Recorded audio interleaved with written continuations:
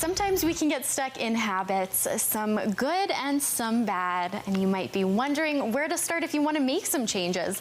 So Judy Wright is here to discuss that with us today while using a book, How to Change the Science of Getting from Where You Are to Where You Want to Be by Katy Milkman.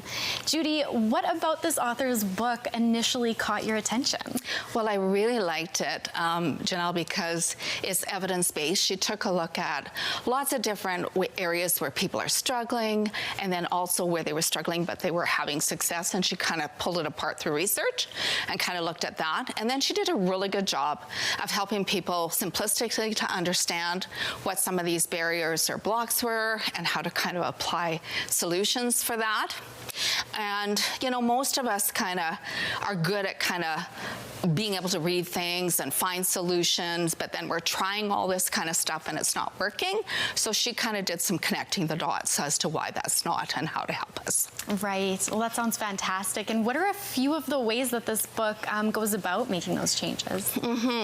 So one thing she did is she took a look at, again, things that were bothering us, and rather than just throwing the whole kitchen sink at things, she started to pull it apart and look for patterns.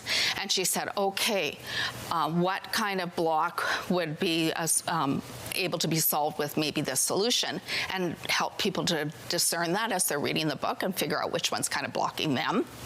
And then she used her background in engineering and psychology, which is kind of a cool little background, and she looked at a lot of different patterns, a lot of different ways that through research that it really became effective.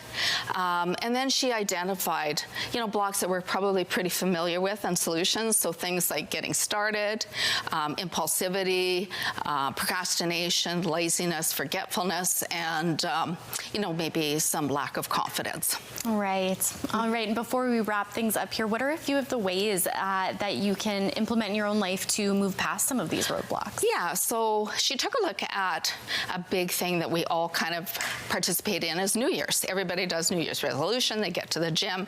So she's kind of wondering how come we're doing that. And what she found is that we don't, as people, register time temporally. We do it more in blocks and chapters and pages, starts and stops. So she said if we naturally use that as a way of kind of tricking the brain to kind of say, hey, it's a new beginning, it helped us to kind of put all the kind of blocks and barriers behind us and sort of give that fresh start. The only place that it didn't work is if we're already being successful, we don't want to keep jump starting it. Yes, well, that makes perfect sense. Thank you so much for being here, Judy. This was so great to chat with you about. You too.